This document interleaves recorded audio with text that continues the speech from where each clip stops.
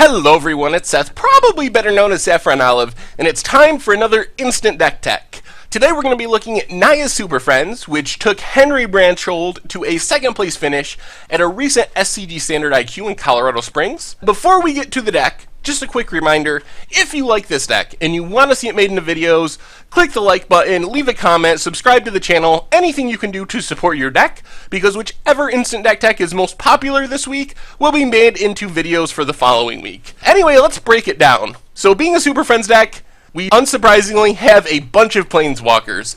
3 Gideon Ally of Zendikar, 2 Arlen Cord, 2 Chandra Flamecaller.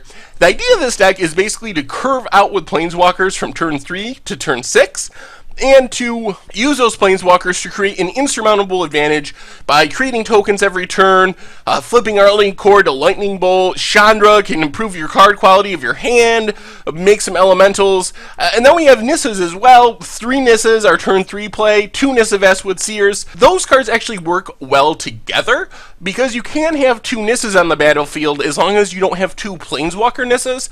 So you can have a Nissa Vestwood Seer and a Nissa Voices Zendikar, and since Nissa Vestwood Seer doesn't flip until you get your 7th land, by that time Nissa Voices Zendikar probably made a bunch of plant tokens, pumped up your team, maybe even ultimated, and is no longer on the battlefield. Then you can flip Nissa Vestwood Seer, start making 4/4s, and drawing cards, and doing all the stuff that Nissa Vestwood Seer can do.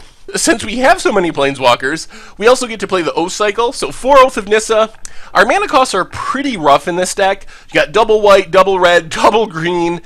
So Oath of Nissa actually really helps because it can fix your mana, because you can spend mana of any color to cast your Planeswalker spell, so it helps with the hard mana costs.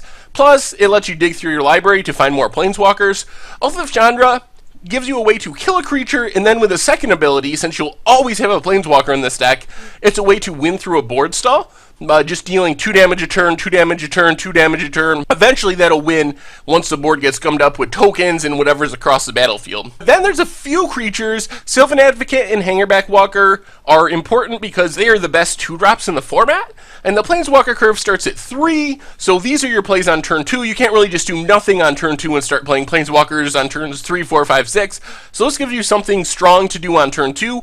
And then Archangel Avacyn also fits an important slot in the curve. There is not a 5-mana Planeswalker in the deck, so this is a 5-mana play that can also defend all of your tokens from a Wrath or a Radiant Flames or something like that with her indestructible granting ability. Then a bit of removal, 4 Declaration in Stone, 1 Quarantine Field.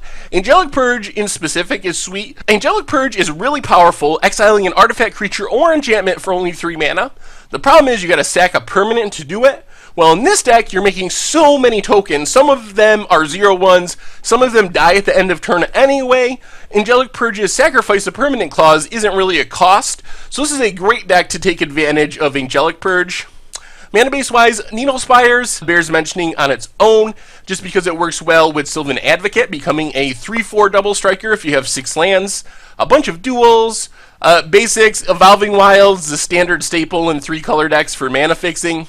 Sideboard-wise, of course, even more Planeswalkers. You can go all the way up to 4 Chandras in matchups where you want to wrath away your opponent's board against mono, white, aggro, Bant Company, those type of decks. 2 Nahiris. I have no idea why Nahiri's in the deck, but hey, it's a Planeswalker deck, why not? And an additional Nissa Voice of Zendikar. Another Hangerback Walker and Tireless Tracker to generate some advantage in long, grindy matchups. Radiant Flames, again, for mono-white humans and so forth. Pulse of Murasa and Tears of Valakut to deal with cards like Dragonlord Ojutai, any big flyers. So that is the deck. I think it's pretty sweet. Any deck with 12 main deck Planeswalkers, 7 main deck Oaths, and 5 more Planeswalkers in the sideboard is alright in my book. So again, if you want to see this one in action, click the like button, click the subscribe button, leave a comment, anything you can do to show your support. Anyway, thank you all for watching. I hope you've enjoyed our Naya Super Friends Instant Deck Tech, and I will talk to you soon.